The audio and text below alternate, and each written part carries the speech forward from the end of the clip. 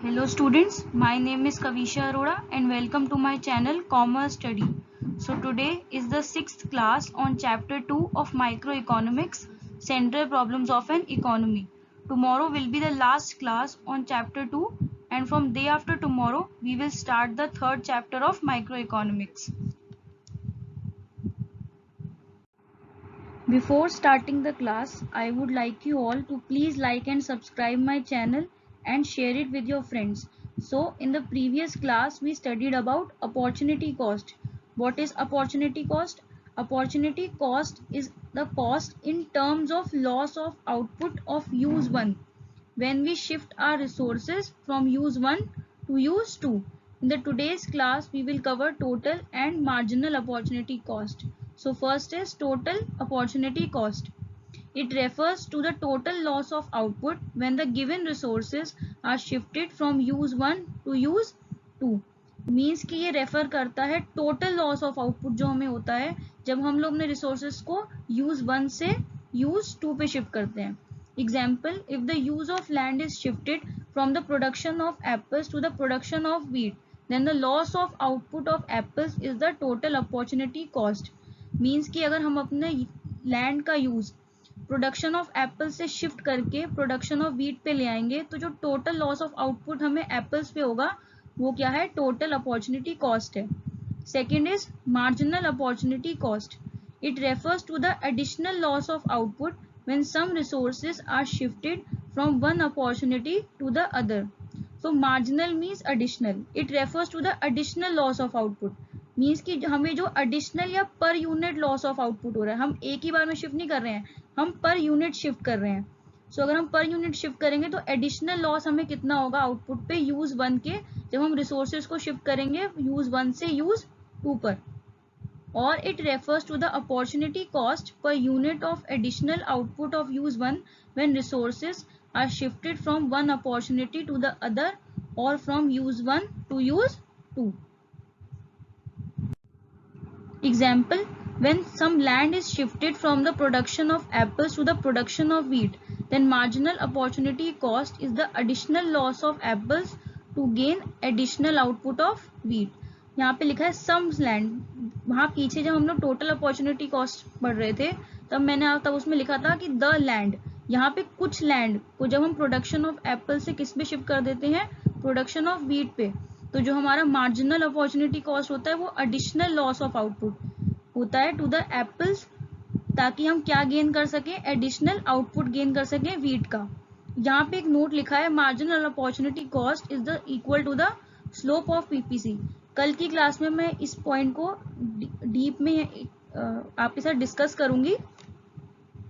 So next is diagrammatical illustration and formula derivation. तो यहाँ पे आपको एक डायग्राम दिख रहा है जहाँ पे हमने y एक्सिस पे क्या लिया है, अपॉर्चुनिटी 1 यूज 1 या फिर एप्पल्स, और हमने x एक्सिस पे क्या लिया है, अपॉर्चुनिटी 2 यूज 2 या फिर व्हीट. अब इसके थ्रू हम लोग कैलकुलेट करेंगे कि हमारा टोटल अपॉर्चुनिटी कॉस्ट कैसे आता है और मार्जिनल अपॉर्चुनिटी कॉस्ट कैसे आता है. सो जो टोटल अपॉर्चुनिटी कॉस्ट होता है वो क्या होता है कि जो हमें टोटल लॉस ऑफ आउटपुट हुआ हो यूज 1 पे. तो यहाँ पे हमें टोटल लॉस कितना हो रहा है आउटपुट पर, व्हीट के एप्पल के ये पॉइंट पे, ये पूरा टोटल लॉस है हमारा जो कि है 0 से लेके a तक. So total opportunity cost equals to the total cost of output of use 1 opportunity cost of apples equals to OA. And marginal opportunity cost कैसे कैलकुलेट होती है, वो होती है additional. अब यहाँ पे जो साइन है ये डेल्टा सिंबल का साइन है जिसको हम कहते हैं change in units. So change in loss of output of use 1 upon change in gain of output of use 2. Means कि हमें चेंज क्या हो रहा है. यहाँ पे आपको 2 पॉइंट्स दिख रहे हैं, एक तो CD है और एक DE है. अब इसको डेराइव कैसे करेंगे, सपोज हम S पे मान लेते हैं कि यहाँ पर था हमारा 50 और यहाँ पे था R पे था हमारा 100, और जो यहाँ पे है हमारा x एक्सिस पर, यहाँ पे L पे हम मान लेते हैं कि सपोज था हमारा 20 और M पे है 40।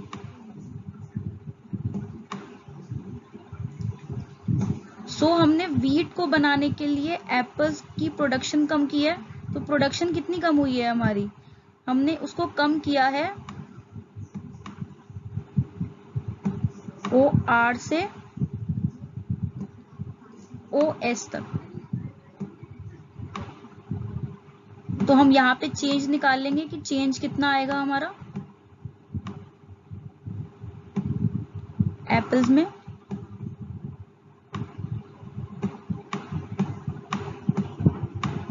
और अब निकाल लेंगे कि चेंज ऑफ वीट कितना था। हमारी वीट की प्रोडक्शन कितनी चेंज हुई है, फ्रॉम OL टू OM। सो हम क्या लेस कर लेंगे, OM में से OL। सो कैसे आएगा, OR कितना है हमारे पास 100,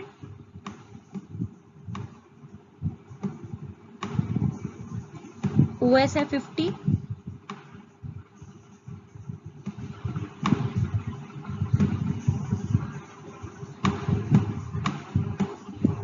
और जो हमारा OM है वो है हमारा 40, और जो O है वो है 20। सो ये आ गया 50,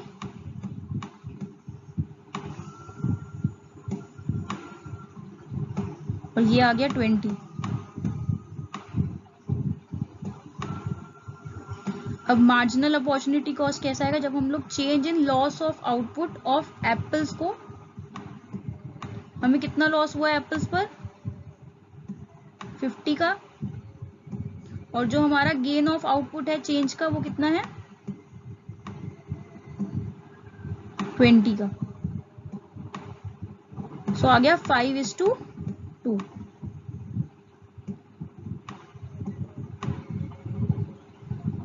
आई होप आप सबको ये पॉइंट्स अच्छे से क्लियर हो गए होंगे।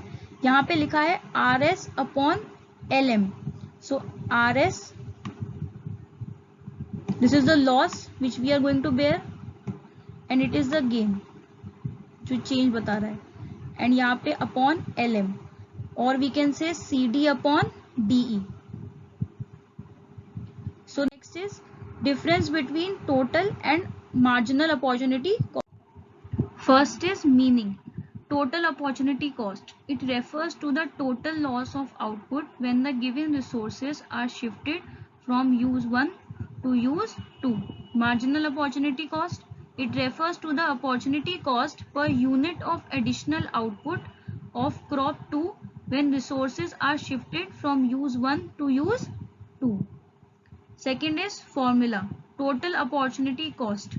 Total loss of आउटपुट के इक्वल होता है, एंड जो मार्जिनल अपॉर्चुनिटी कॉस्ट होता है वो इक्वल होता है change in loss of output of use 1 to change in gain of output of use 2.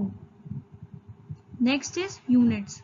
It indicates the cost of all units of output produce. Means कि जो total opportunity cost होता है वो क्या इंडिकेट करता है या फिर क्या कॉन्क्लूड करता है, cost of all units of output जो हमें लॉस हो रहा है, एंड जो मार्जिनल अपॉर्चुनिटी कॉस्ट होता है वो पर यूनिट या वन मोर यूनिट की बात करता है. Next is ratio. जो टोटल अपॉर्चुनिटी कॉस्ट होता है उसमें कोई भी रेशियो का कैलकुलेशन नहीं शो किया हमने, लेकिन मार्जिनल अपॉर्चुनिटी कॉस्ट जो है वो एक रेशियो के फॉर्म में कैलकुलेट होता है. So it is all for today. Please like and subscribe my channel and share it with your friends, and in the tomorrow's class we will study about slope of PPC and marginal opportunity cost. Thank you.